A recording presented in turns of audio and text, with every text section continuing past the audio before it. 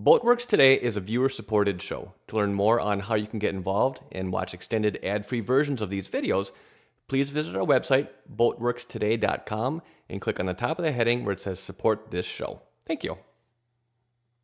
Hey everybody, welcome to Boatworks Today. My name is Andy, and this is a channel that is all about helping the DIY person repair and maintain their own boats. So let's just say that you happen to damage a section of Nonskid on your boat that is just a little bit beyond doing a spot repair. Well, in this video, I'm going to show you another way that we can use this mold that we made 2 videos ago on how we can basically make a large section of Nonskid essentially as a full-size skin and place it over the area that we either damaged or that we had to recently repair. Now, if you haven't seen those 2 videos, I'll include a link for the first one right here where we actually go through the process of casting the mold off of a section of your boat for doing, future repairs such as this. And then in the second video, I'll show you how we use that mold to do a spot repair in our Nonskid. Let's get started. And just as we started the process in the previous 2 videos, the very first thing I'm going to do here is spray on 4 very light coats, or basically mist coats, of PVA or polyvinyl alcohol. And then we'll let that dry for probably hour and a half, and basically until it's dry to the touch. After that's happened, then I'm going to take some tape and go around the perimeter of this mold, and that's basically just going to help to separate the part from this mold when that time comes. Mixing up some Gelcoat, and we're going to slather that in so that the mold is completely filled with Gelcoat. Now this Gelcoat is going to take about 3 or 4 hours to set up, but here's the one change that I'm doing, is I'm actually laminating or applying one single layer of chop strand matting onto this backer. That's going to help with adhesion when we actually bond it onto the panel, but also it's going to help to prevent this Gelcoat from cracking when we separate it from the mold. Well, it's been 4 days since I laminated the glass backing onto this gel-coated mold. I've been dying to see if my luck is going to continue to hold and all of this is going to separate nice and clean. So I have absolutely no reason to think that it's not going to work. But, again, it's just one of those things that you never really know until you know. And I'd like to know.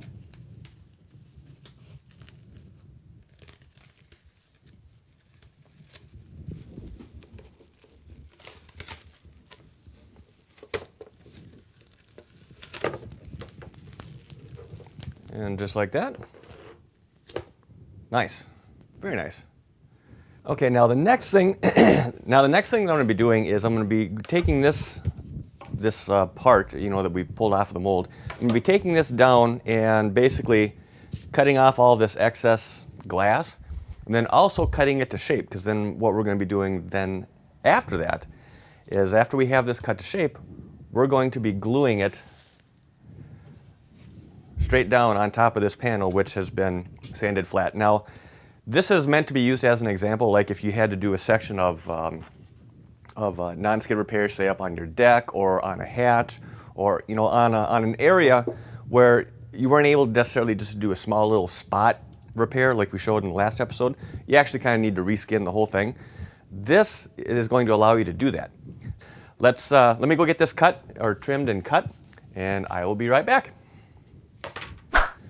All right, well, a few trips up and down to get the shaping right, to get the edges cleaned off from the fuzz and the corners rounded. But I don't know. Overall, I think it looks pretty good. Now, before I mix up my resin and actually go to stick this down, I'm just going to trace around here with a pencil so that when I'm laying my resin down, I know how far to spread it so I don't have too much excess to clean up. Now for gluing this down, I'm going to be using a mixture of laminating poly resin mixed with Cadasil. I'm going to do, well, just so that I can get my hardener measured out right, I'm going to pour 4 ounces of resin, and then I'm going to thicken it to a loose, almost kind of like ketchup.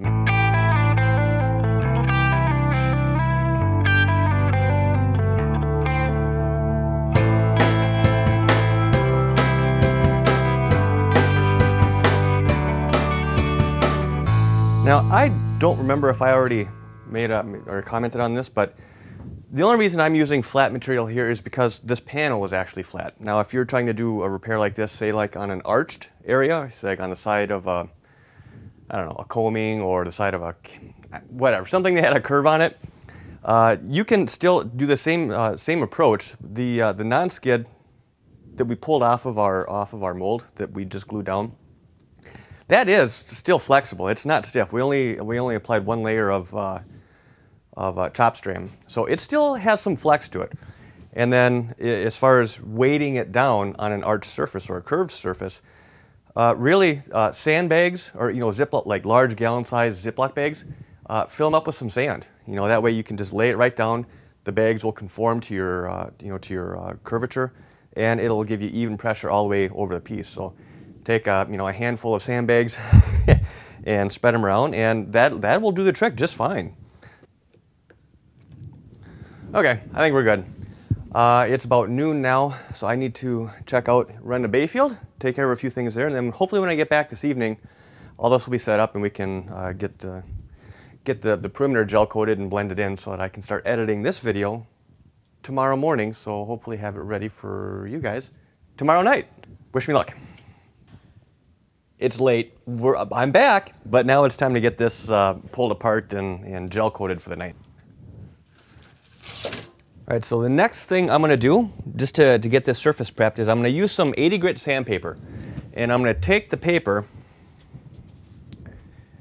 and fold it, not in half. I don't want a hard edge right here, but I'm going to fold it so that it's kind of a radius like this. And then I'm going to come along all of the edges and sand this. That's going to do a couple things. For one, if there is any excess resin that's squeezed out, it's going to remove that resin. But it's also going to kind of ease the edge of this Nonskid all the way around. Okay. Hopefully I have enough gel coat left in this can. It's already there.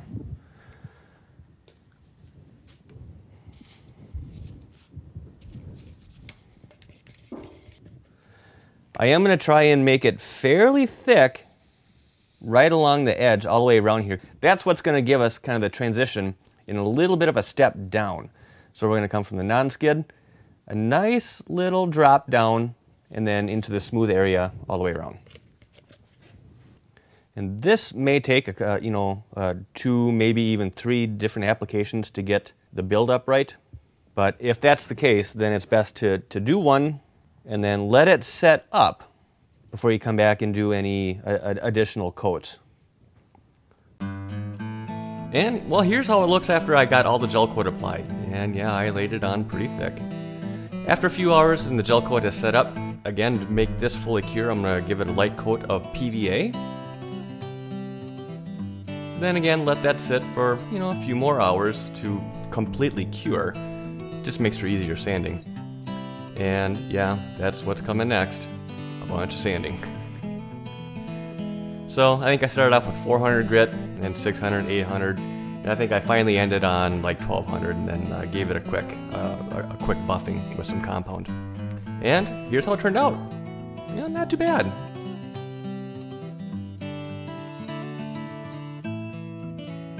And on that note, I'm going to end this video here. If this is your first time here, I would love to have you subscribe to this channel. I will include a link for that. Let's put it right here this time. And if you're watching this on mobile, I'll include a link down below in the description for that as well. If you enjoyed this video, please show a little bit of love. Give this video a thumbs up, as well as share it on your social networks, Facebook and Twitter. And as always, I want to thank you for your time. If you have any questions or comments, please leave those down below in the description. And until next time, thanks for watching. This has been a Boatworks Today production.